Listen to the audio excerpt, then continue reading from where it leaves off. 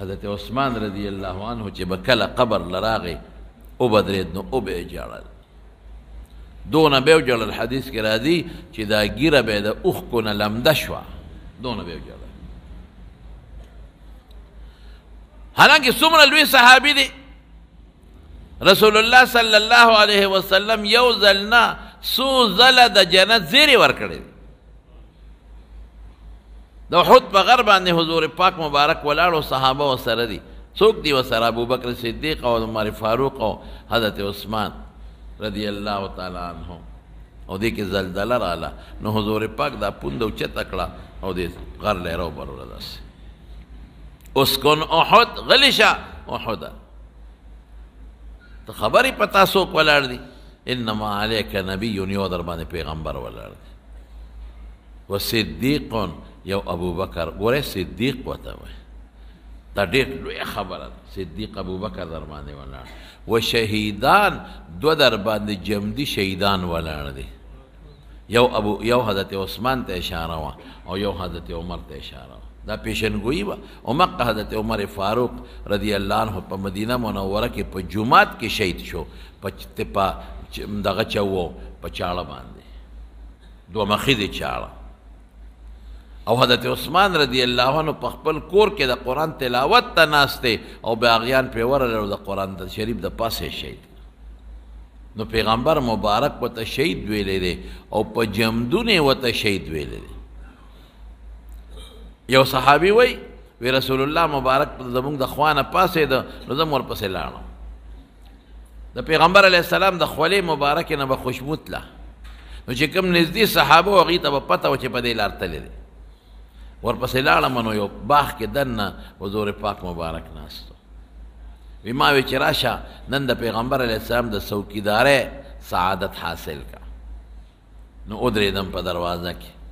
وی دی کې یو سړی راغی دروازې وواله وی ما ورته علی رسلک په قلار شي اجازت ته غواړم استأذن لک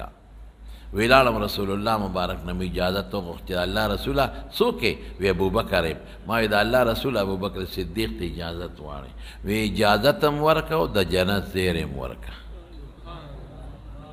دی کې حضرت ابوبکر صدیق راننوت ما اجازت ورکه او د جنت زیری مې ورکه نو د حضور پاک سره د کوي غاړه لکه جور ځای په هغې کې کېناست قف ورته وایي په عربۍ کې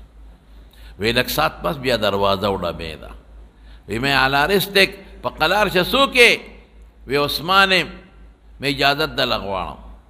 نه عمر یم مې اجازت دله غواړم وی رالم رسول الله مبارک ته چې د الله رسول عمر راغلی دی اجازت غواړي وی اجازت هم ورکه او د جنت زیری م وله ورکه ما اجازت هم ورکه او د جنت زیری مې ورکه هغه هم راغی د رسول الله مبارک په خوا کې د کوی په غاړه باندې کېناسته حضور پاک هم خپې مبارکې کوی ته ځوړندې کړی دی او دویم دواړو هم خپې کوی ته ځوړندې کړی څه مبارک صحابه د پیغمبر مبارک خوا کې نږدې وی لږ ساعت پس بیا دروازه وډبېدله ما وی څوک یې وی عثمان مې علی رسلک په قلار شه اجازت دله غواړم وی لاړم رسول الله مبارک ته مې ووی د الله رسول عثمان راغلی دی اجازت غواړي وی حضور پاک وفرمایل د اجازت هم ورکه د جنت زیری هم ورکه او د شهادت زیری هم ورکه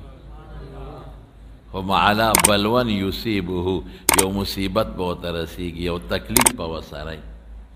وی رالم وی حضرت عثمان له مې زیری ورکه چې رسول الله مبارک د جنت زیری او د شهادت دواړو د کوي خو یاره تکلیف به ورسره وی الله المستعان الله نه مدد به غواړو که نه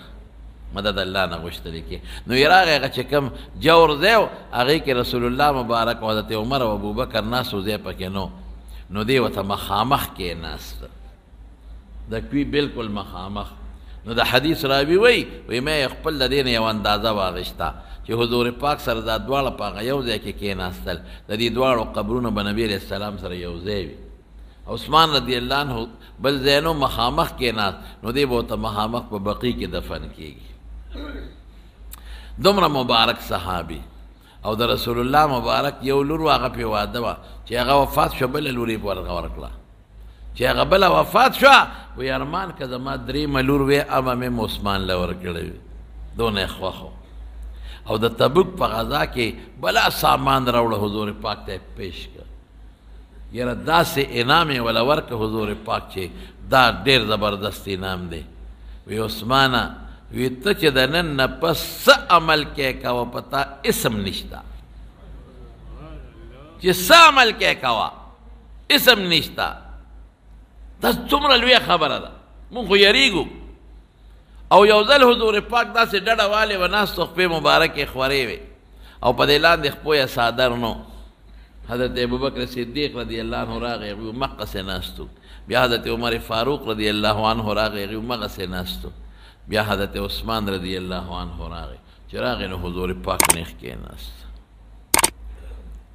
او اخپو باندې زر صادر خور نو حضرت عمر رضی الله عنه لږ جذباتي و هغه وی د الله رسول ابوبکر راغی تاسو مغه ډډه والې وه زه رالم مغسې م ډډه والې وه او چې عثمان راغلی نو زر کېناستی او لاندې م په خپو صادر خور کړ دا ولې حضور پاک ورته فرمایي وی عمره وی د هغه چا نه حیا ولې ونه کړم چې د الله فرشتې ته حیا کوي اشدهم حیاء عمر حیا پکې ډېره زیاته وه او د حضور پاک ډېر زیات خوښ محبوب او نور مناقب هم زیات دي فضایل شته نو چې قبر نه به راغی دا صحابي چې جنتي دی او شهادت زیرې ورته ورکړی شوی دی نو قبر ته به یې وجړل او دونه به یې وجړل چې ږیره به یې لمده شوه نو وروڼو دا نکته اوس واوره نو چا دې تپوس وکړو وایي د جنت ذکر کېږي نه جاړئ د دوزخ ذکر کېږي نه جاړئ او چې د قبر ذکر کېږي قبر له راشي نو دومره جاړئ چې ږیره دې لمده شي نو څه وایي وی ما د رسول الله صلی الله علیه وسلم نه اورېدلی دی چې قبر د آخرت د پوړو لومبی پوړی ده که دا لومبی پوړی د چا ښه شي وروستو به د دې نه ښې وي انشاءالله او که دا لومبی پوړی خرابه شوه وروستو د هغې نه سختي دي او ما د رسول الله مبارک نه اورېدلی دی چې دا قبر مکان الوحدت یوازې والي کوټه ده بیت الوحدت دې کې څوک بني یوازې به پکې پروت دی بیت الدود د چینجو کوټه ده چینجي به یې پکې لړمانان به یې پکې او خاماران به یې پکې او ما د رسول الله مبارک نه اورېدلی دی چې دا قبر روزانه سړي ته آواز کوي او څه وایي ای انسانه زه ګورې د وحدت یا داسې کوټه یم چې بل څوک به د سره نه یوازې به ماله راځې ځان سره د نیک عمل ملګری راوله زه د چینجو لړمانانو خامارانو جالی ما ځان سره د دې دارو راوړه ځان سره